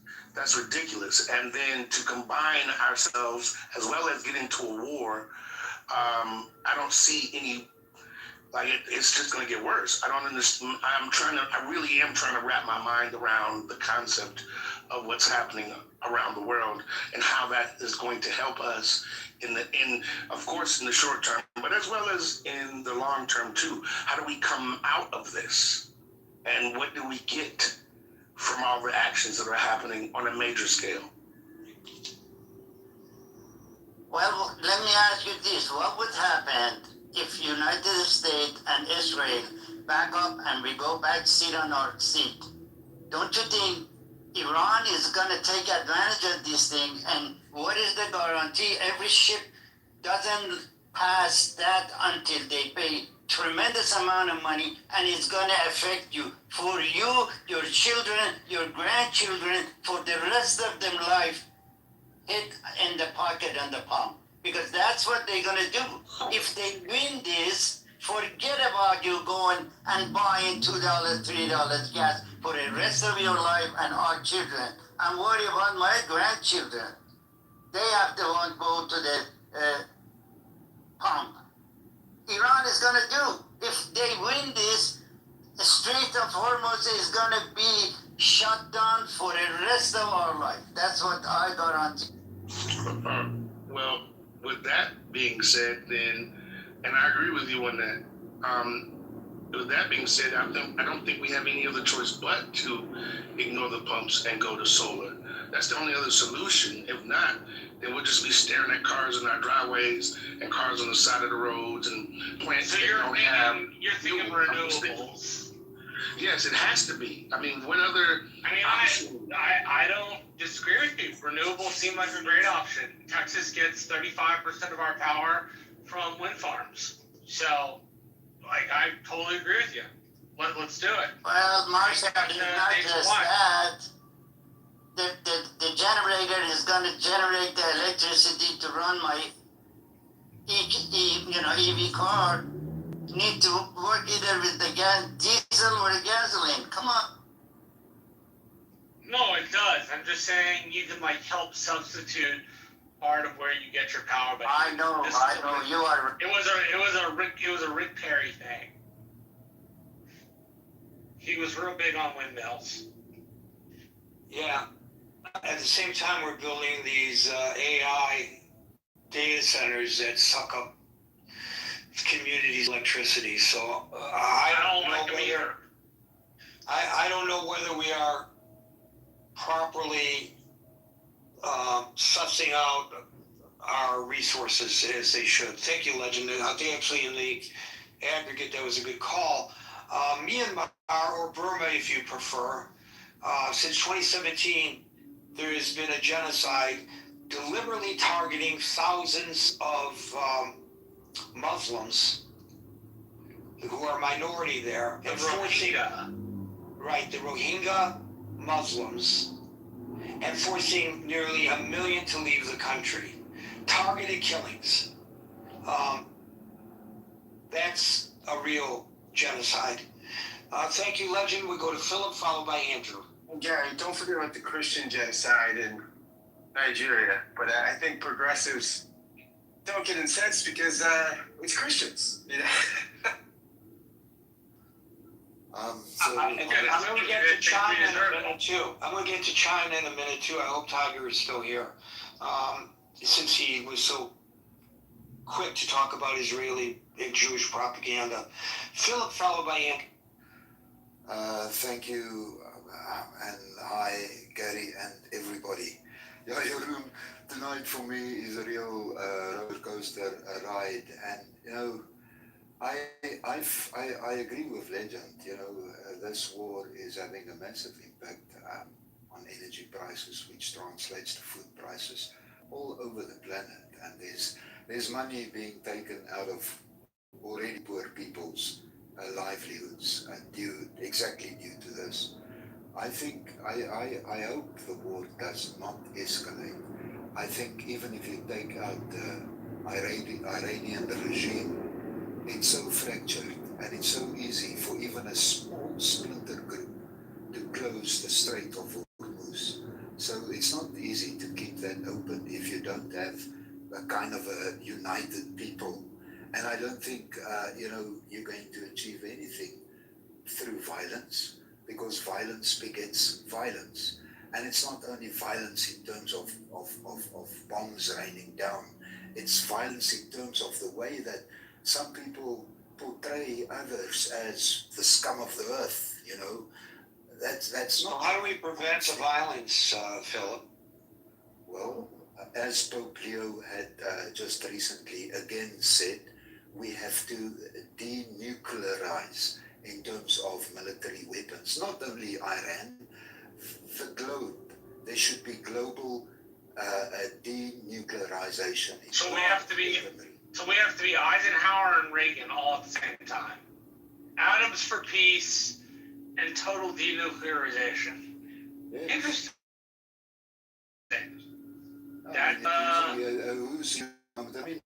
Earlier somebody talked about Russia having all the power and how nobody can defeat the super. I don't think that's completely true. I'm sure Putin 4 years ago didn't think that bombs or drones or missiles are going to be raining the infrastructure around Moscow. Right, but drones are not nuclear weapons. No. So he's been using, thank God, nuclear weapons. So my question was not how do we prevent an escalation from conventional weaponry to unconventional weaponry. My question to you was, how do we stop the violence? If we've tried negotiating in the past, and we've tried again and again, and if we fail, we have to try again. We have to try and negotiate peaceful solutions to this war on all sides. And again, that involves developing some kind of compassion, which many people, even in this room, does not seem to be able to do. And then just before Sorry, let me ask you something real quick. What about a Chamberlain moment? Where your intention is peace, but their intention is disruption and war, and you ignore it to your own detriment. What about that? How do you prevent that? How do you prevent that from happening? Well, I live in South Africa. I'm a white guy in a rural area on a farm. Hey man, you're talking to another white guy in another rural area on 100% good. Don't you even worry. I am working towards, peace. I'm collaborating with all of our in this area to work on peaceful solutions, and we're collaborating on stuff. That does not mean that I am not willing to protect myself and my family in my own home. If somebody invades my own home, then definitely they are in trouble. I think we need a new book of rules. We are living at different times than 2,000 years ago, and those rules be strong, need to be able to enforce. So be strong where necessary, and peaceful where always applicable. Exactly, and always in every situation. Negotiate. All right, Philip, if you want to sit down on the table and negotiate with me, and I'm planning to kill you, how can you negotiate with me? Well, I'll try and sit around the table where you are not able to kill me. Maybe I won't even negotiate with you yourself. And I mean, that's of course the problem. Yeah, so that falls back on who you negotiate with, And then the last thing that I want to say is that not everybody in Iran are terrible people wanting total destruction and annihilation. Most people just want to live in peace. And if one can get, enough of those people to not to stand up against the regime and be killed in their thousands. But of course, that's why it's a difficult situation. The people are fundamentalists religiously, and of course, there's that's part of the problem. So changing that has to also be part of the solution. We need a new book of rules that's appropriate for these times. Well, when you write that book, send me a copy and I'll review it for you. Because I don't think anybody's come up with a new book of rules when it comes to dealing with a fundamentalist regime like the Iranian regime. I think you're absolutely right. We're not talking about the people of Iran. We're talking about the regime. Ethiopia.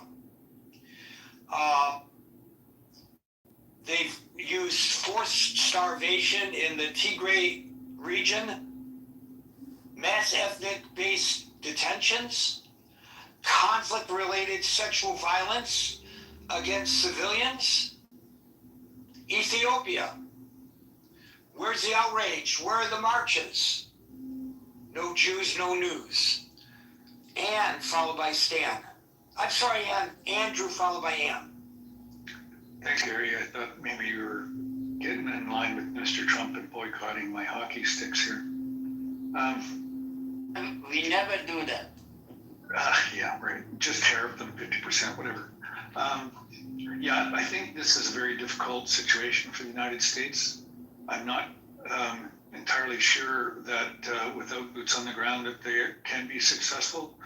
However, I think $1.5 trillion plus 69 billion was just put through the House of Representatives going to the Senate for approval.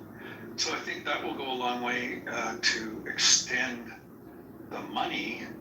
But again, I think it comes down to the lack of ordnance and the depletion of the ordnance. I think that's what Iran is banking on, that there'll be such a depletion unless it's just a massive bombardment right now.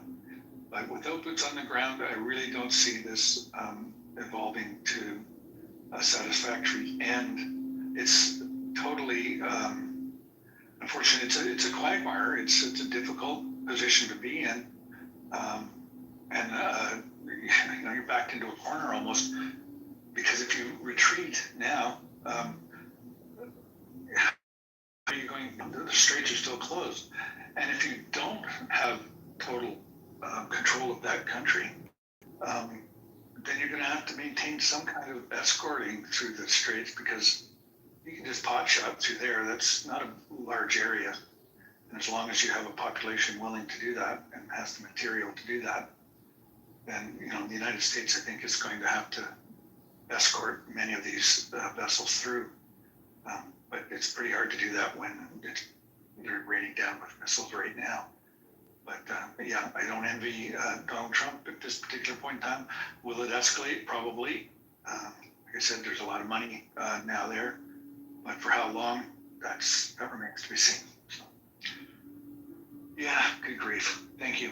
Thank you, Andrew. China, and we've had the Prime Minister of Turkestan in exile on this show several times.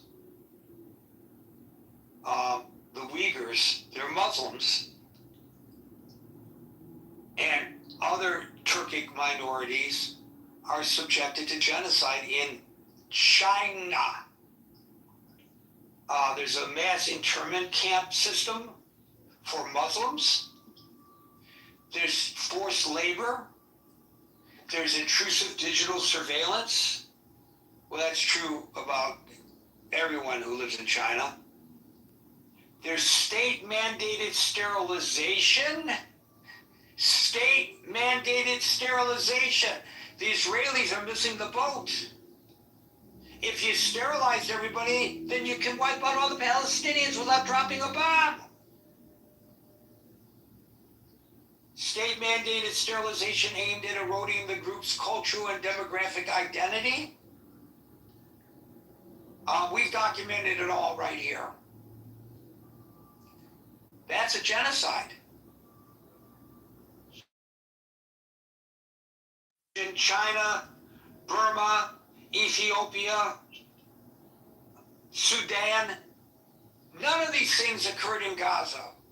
Were there deaths? Yes, I'm not trying to minimize the deaths. I'm not trying to minimize that a lot of civilians were killed. But none of these other things, which are deliberate attempts to eliminate the existence of an ethnicity or a religion within a society, is what's going on in Gaza. And one can argue that the Israeli response to the constant attacks by Iran's proxies, and most notably the October 7th attacks, was unjustified. I would not agree, but I wouldn't stop somebody from making that argument. But genocide, just because people keep saying genocide, genocide, genocide, genocide, doesn't make it true. And again, even if it were true, what does that have to do? What does that have to do, even if it were true, with Jewish people living their life in the diaspora? What do they have to do with the decisions made by Israel? Since Iran, which we know is a terrorist state, which we know has caused the deaths since its inception of more than 1,000 American citizens, do we go and attack Iranian people? Do we go to Persian restaurants and smash out their windows? No, of course not. Well, why not? Because it's the wrong thing to do, and the Jewish community simply doesn't act like that. Exactly. So all the people who are responding to concerns about the attacks on the Jewish people by bringing up Netanyahu's name and screaming genocide, go to hell. And followed by Stan if there's time. Yeah, you just answered my question, Gary. Thank you. Because I just, way back now, this is 2 minutes ago, what actually makes it, constitutes something as an actual genocide, but you just answered my question. Thank you. Look, there are arguments among scholars over whether that's a genocide in Gaza. I understand that. You can have that argument. But you're not going to attack me, my family, my friends, and people who I don't even know just because they're identifiably Jewish and get away with it on my watch. Stan, followed by Hassan if there's time. So, as far as the situation with Iran, we have a problem, and if we look at the facts, on the day before we attacked Iran, there was a agreement negotiated by Jared Kushner and Witkoff that solved the issue related to a potential nuclear threat, and we reneged on the deal. We went and attacked them, despite having negotiated. They're negotiating in good faith. We negotiating in good faith. We then did an MOU, or well, I guess to predate that, the U.S. negotiated an agreement, and Obama negotiated agreement. I get some people didn't like it. Trump ripped it up, and thus enabled the Iranians to enrich more nuclear matter. So we didn't follow that agreement. We did an MOU. We didn't follow the MOU. We followed the MOU. Iran violated the MOU. Okay, no. I'm not. Yes, they absolutely did. Okay, I'm presenting the facts. If we only have a finite amount of time here. If we look at what was at least presented in the paper today, with Saudi Arabia, there was a deal done, and then the negotiator in chief decided to change the deal after the fact. Right, but what does that have to do with this? It's very clear. It's not, Stan. That's why we asked the question. Okay, let me finish. So Stan, I'm gonna because of the time stop you, and because Abby is late to the table, I have to give her an opportunity. But I just want to tell you, there are arguments to be made about who broke the MOU, and you don't know, and I don't know for sure 100%. But if you listen to what the United States says, Iran violated maritime rules vis-a-vis the Strait of Hormuz in violation of the MOU by trying to exert the control over the strait after it was reopened. That was them breaking the MOU. It's all about reparations. It's about reparations. It doesn't matter. It doesn't matter. It doesn't matter whether they were right or wrong to seek reparations. The point you made was that it was the United States that broke the MOU. Yes. Where? That's not the United States breaking the MOU. The Iranians attacked a ship, and we responded backward. The aggressive attack by the Iranians is the provocation and the violation of the MOU as it stood. The only argument that that's the New York Times, and the Wall Street Journal, and the AP, and Reuters. So, guys, stop for a second. It's 6:58. Listen, the only argument the Iranians have been making vis-a-vis the violation of the MOU involved a sovereign nation that was not a party to the MOU and their actions in Lebanon against a terrorist group in Lebanon that was attacking their nation. That's their argument. There's many more arguments. That was their argument, Stan. That was their argument, Stan. Abby, you've got a minute and a half. I'm just going to quickly, I came up because I wanted to segue when you were talking about the accusation of genocide and what is happening with dragging Jewish people in the United States into this. That I don't know if you talked about this in the room, but there was a stabbing in the Upper East Side today.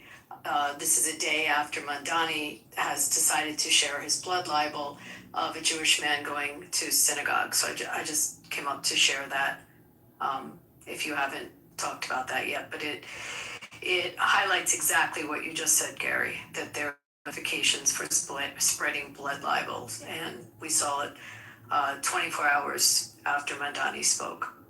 Okay, so I was aware of the stabbing, but circumstances surrounding it. But here's what the reporting says. A Jewish man was stabbed Thursday afternoon on Manhattan side along with one other victim in what was potentially a hate crime. Commissioner Tisch writes that the suspect yelled Allah Akbar during both attacks. Genocide. Great. Start protecting 1.3 million Jews who live in New York City. Mamdani, you were elected to protect everyone in your city. Folks, we're here Monday through Friday at 5 o'clock New York time. So until 5 o'clock New York time tomorrow for the next edition of the Critical Thinking Forum. Everybody be safe, be well, and peace out.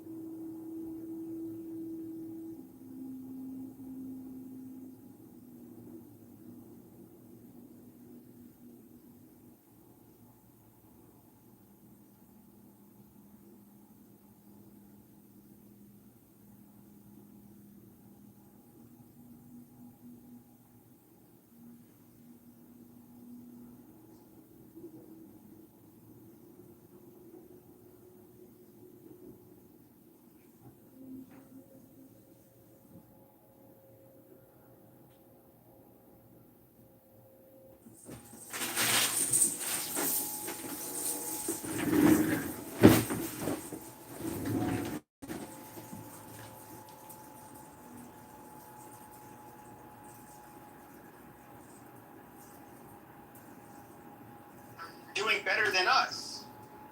But I think that there's also, groups that do better than us that's also likely genetic in origin. But, I think Yeah. people like me are actually kind of driven by the truth. But They don't like the peaceful narrative. If we do like speaking about race, like I understand, yeah, not to dip too hard into eugenics. I kind of get where you're coming from, but like, I guess I would say that I would like disagree with like